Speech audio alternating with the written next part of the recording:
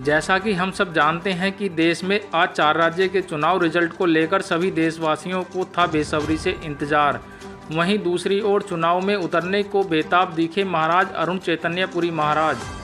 अगर आप हमारे चैनल को पहली बार देख रहे हैं तो चैनल को सब्सक्राइब कर बेल आइकन का बटन जरूर दबा लें। नमस्कार, मैं संजीव कुमार। आइए नज़र डालते हैं कानपुर से संवाददाता विनय प्रकाश मिश्रा की खबर पर।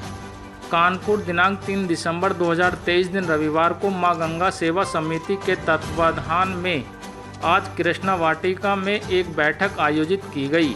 आइए सुनते हैं बाल योगी अरुण चैतन्यपुरी महाराज व अन्य को। जाजमऊ में आयोजित होना जा रहे हैं।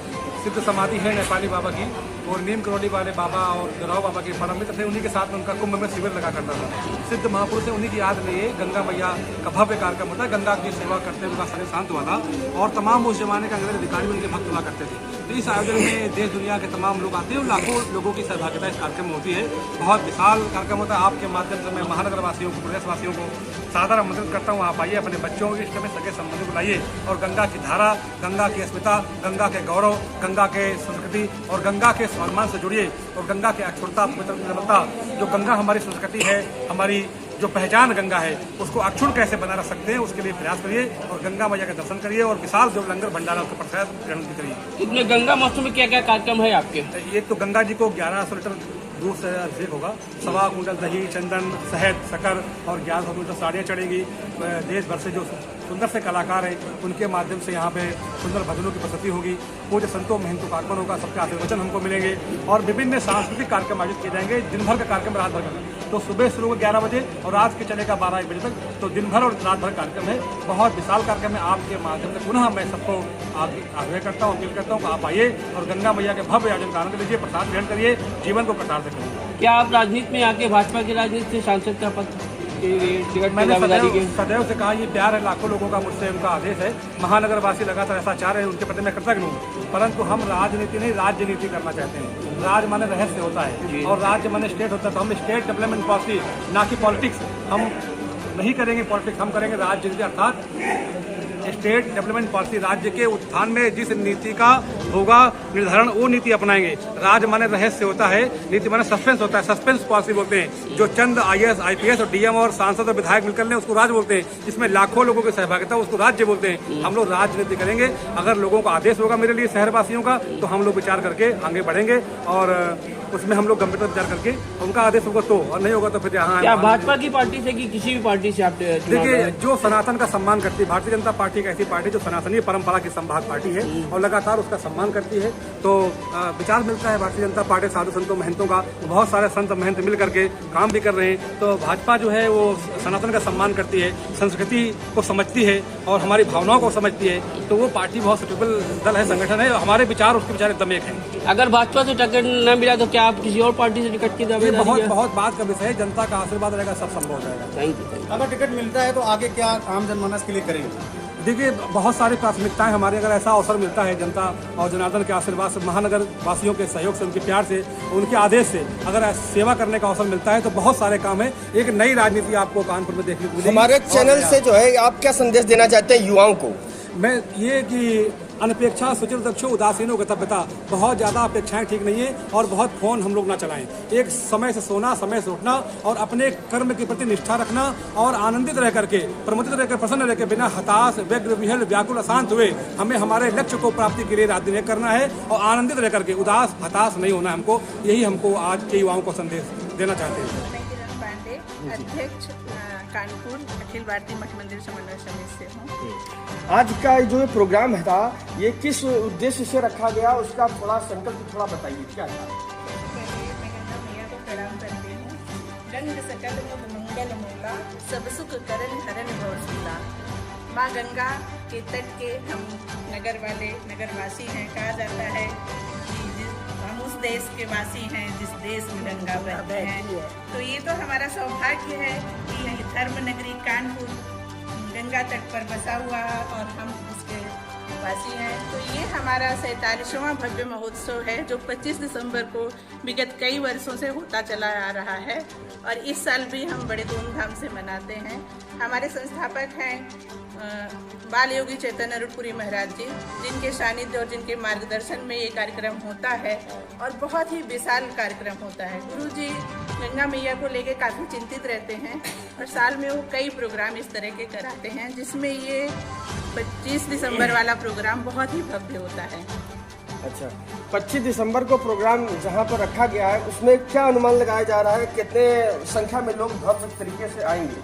अभी तक तो लाखों लोग आते हैं और कानपुर से सटे हुए उन्नाव, लखनऊ, जालौन, झांसी के लोग भी हमारे कार्यक्रम में सम्मिलित होते हैं। बीजेपी के या अन्य दलों के जितने नेतागण हैं, जितने मंत्री हैं, सभी आते हैं। अच्छा, धन्यवाद। मैम, आपका शुभ नाम क्या है?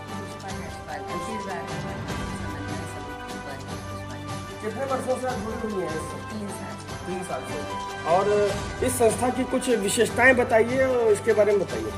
इस संस्था की ये अखिल भारतीय मठ मंदिर समन्वय समिति के संस्थापक अरुणपुरी महाराज जी हैं, जिनके थ्रू हम लोग जुड़े हुए हैं। ये दीदी मेरी अध्यक्ष किरण पांडे जी और हम सभी महिलाएं एकत्रित होकर कई कार्यक्रम, भव्य कार्यक्रम कराते हैं। हमारे चैनल के माध्यम से आज आप नए युवा पीढ़ी को, महिलाओं को, लोगों को क्या संदेश देना चाहती हैं, आप बताइए। देखिए, सनातन संस्कृति में महिलाओं को हमेशा से ऊंचा दर्जा दिया गया है, जो कि किसी धर्म में नहीं है। तो हम महिलाएं ही हैं जो अपने बच्चों को आगे बढ़ाते हैं और घर से उन्हें संस्कार देना स्टार्ट करते हैं। एक माँ ही होती है, एक माँ है जो सृष्टि की रचयिता है और माँ ही होती है जो अपने बच्चों को संस्कार देती है। तो हम चाहेंगे कि हम अपने घर से शुरू करके और अपनी सनातन संस्कृति को आगे बढ़ाएं और बच्चों को ऐसा संस्कार दें कि आगे चल करके वो ये धर्म, पूजा, क्योंकि सनातन ही है जो विश्व को बचा सकता है। सनातन में ही कहा जाता है अखिल विश्व का कल्याण हो। जब तुलसीदास जी ने रामायण लिखा तो उन्होंने शुरुआत में ही कह दिया था कि राममय दुनिया होनी चाहिए, जो कि अभी स्वामी प्रसाद मौर्य जी ने उसकी प्रतियां जलाई। तो यही कहा गया, सी राम में सब जग जानी, करऊ प्रणाम जोर जुग पानी। तो तुलसीदास जी ने शुरू में ही लिख दिया कि सनातन को आगे करना है तो राममय करना है। और माँ गंगा का पूजा करने हम लोग जा रहे हैं, जो माँ गंगा सभी को शीतलता प्रदान करती हैं, हम उनका अभिषेक करने जा रहे हैं। ये मेरा बहुत बड़ा सौभाग्य है और ये सौभाग्य हमें बाल योगी चैतन्य अरुणपुरी महाराज जी के सानिध्य मार्गदर्शन में मिलता है। तो हम माँ गंगा का दूध, दही, घी, शक्कर से अभिषेक करते हैं, उन्हें धूप दीप नैवेद्य चढ़ा करके चुनरी अर्पण करते हैं, उनका श्रृंगार करते हैं। फिर हमारी महिला शाखा हो या भाई बंधु जो भी आते हैं वहाँ पे भक्तगण, वो 1008 वस्तुओं से उनका सहस्त्रार्चन करते हैं। पूरे दिन भर भंडारा चलता है। मतलब मिड रात्रि तो नहीं कर सकते, देर रात्रि तक भंडारा चलता रहता है और सुबह से चलता रहता है। और हम सभी बहनें तो वहाँ 2-3 दिन पहले से अपना श्रमदान करते हैं और जो हो सकता है वो पूरी तरह करते हैं। जैसे कि सनातन धर्म में हमारी गंगा मैया का बड़ा ही महत्व है, ठीक है। और हम ये जानना चाहेंगे आप लोगों से कि जैसे हमारी गंगा मैया है, ऐसे ही हमारी गौ मैया है, गौ माता है। और हम ये जानना चाहते हैं आप लोगों की तरफ से और बाल योगी अरुण चैतन्यपुरी जी महाराज की तरफ से कि हमारी गौ माता के लिए क्या सोचती है। हमारी गौ माता, जिनमें 36 करोड़ देवी देवता वास करते हैं, हमारे लिए पूजनीय है और वो जहाँ भी रहती हैं, जो हमारे सरकार भी काफ़ी उनके लिए सुविधाएं दे रही, वो हम पब्लिक तक ना पहुँच पाने का कोई वजह हो सकता है। क्या है मुझे नहीं पता, क्योंकि ये राजनीतिक मंच नहीं है, ये धर्म का मंच है।